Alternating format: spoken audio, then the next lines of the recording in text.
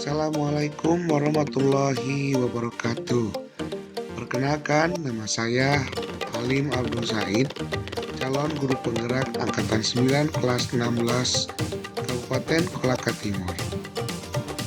Untuk tugas 1.1 A8, koneksi antar materi, kesimpulan dan refleksi modul 1.1, saya mencoba menuangkan pemikiran saya dari tugas sebelumnya dimulai fase ruang kolaborasi, refleksi terbimbing, demonstrasi konseptual, dan elaborasi pemahaman. Selamat menonton, salam guru penggerak, tergerak, bergerak, menggerakkan.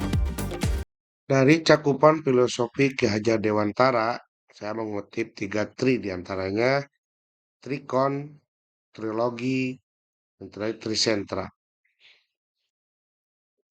Dari 3 tri ini, trikon, trilogi, dan trisentra dicakup menjadi menuntun, bukan tabula rasa, kodrat alam dan kodrat zaman, dan budi pekerti, di mana cakupan ini menghasilkan manusia merdeka, mandiri, selamat, dan bahagia. Yang saya percaya tentang murid dan pembelajaran di kelas sebelum mempelajari modul 1.1 ini, satu murid harus dituntut untuk belajar sesuai dengan tuntunan kurikulum yang dibebankan pada seorang guru.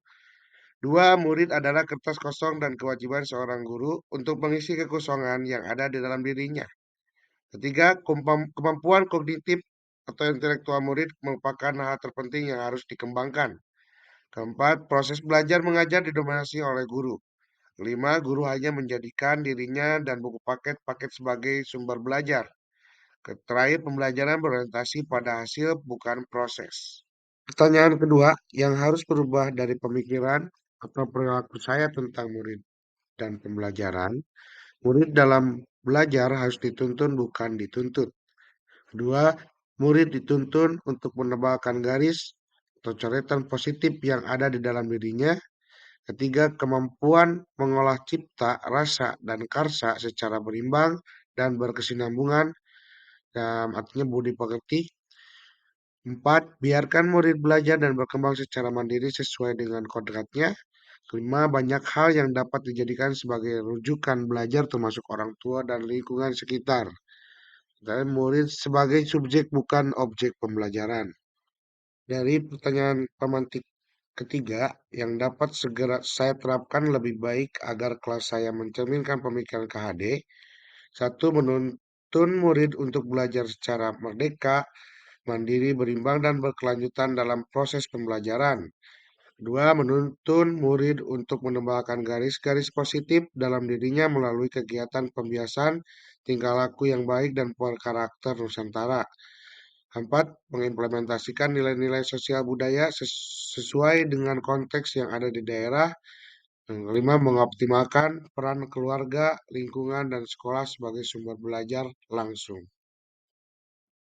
Saya mengambil kesimpulan dari 1.1 A8 koneksi antar materi, kesimpulan dan refleksi modul 1.1. Yang pertama, pendidikan adalah menuntun murid untuk mengembangkan bakat dan minatnya sehingga mencapai keselamatan dan kebahagiaan setinggi-tingginya. Kedua, pendidikan bukan hanya mentransfer ilmu dan nilai saja, tapi ada penanaman budi pekerti dan mendidik sesuai kodrat alam dan kodrat zaman peserta didik. Ketiga, pendidikan sejatinya adalah berhamba pada anak.